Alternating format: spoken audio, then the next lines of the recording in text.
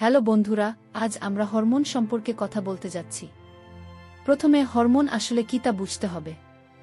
Hormone হলো আমাদের শরীরের বিশেষ রাসায়নিক পদার্থ। তারা আমাদের রক্তের মধ্য দিয়ে ভ্রমণ করে এবং তাদের কাজ করার জন্য আমাদের শরীরের বিভিন্ন অংশে পৌঁছায়।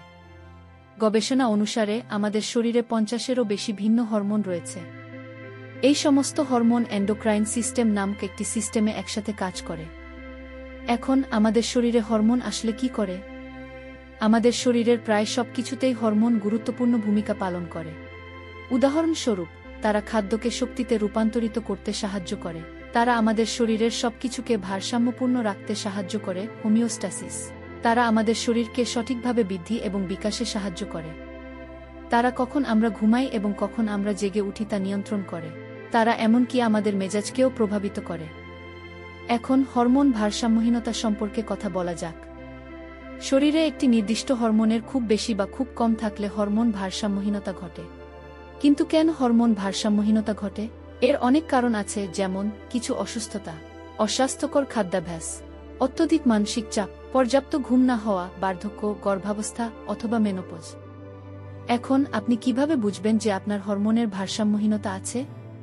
কিছু সাধারণ লক্ষণের মধ্যে রয়েছে হৃদস্পন্দন খুব দ্রুত বা খুব ধীর, হঠাৎ ওজন বৃদ্ধি বা ওজন হ্রাস, সব সময় ক্লান্ত বোধ করা, কোষ্ঠকাঠিন্য বা ঘন ঘন ডায়রিয়া, হাতে ঝিঙি পোকা বা অসাড়তা, উচ্চ কোলেস্টেরলের মাত্রা, দুঃখ বা উদ্বিগ্ন বোধ করা, সব সময় খুব ঠান্ডা বা খুব গরম বোধ করা, শুষ্ক এবং রুক্ষ ত্বক এবং চুল, ত্বক খুব পাতলা, উষ্ণ এবং আঠালো বোধ করা, শরীরে অতিরিক্ত চর্বি জমা হচ্ছে, ত্বকে ছোট ছোট ত্বকের ট্যাগ দেখা যাচ্ছে, খুব তৃষ্ণার্ত বোধ করা এবং ঘন ঘন প্রস্রাব করা।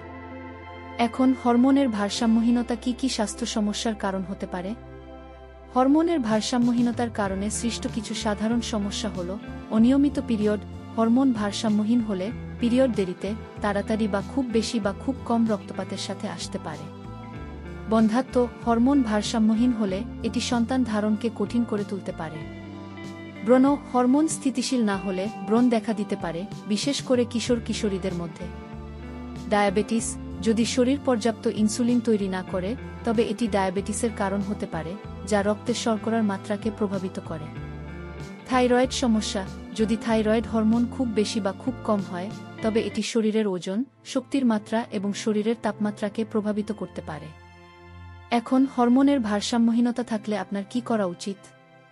হরমোনের ভারসাম্যহীনতা পরিচালনা করতে আপনার উচিত পর্যাপ্ত ঘুম, সুষম খাদ্য খান, নিয়মিত ব্যায়াম করুন, মানসিক চাপ কমান। যদি লক্ষণগুলি গুরুতর হয়, তবে সর্বদা একজন ডাক্তারের সাথে পরামর্শ করা ভালো। যদি এই ভিডিওটি আপনার কাজে লাগে, তাহলে লাইক, শেয়ার এবং সাবস্ক্রাইব করতে ভুলবেন না।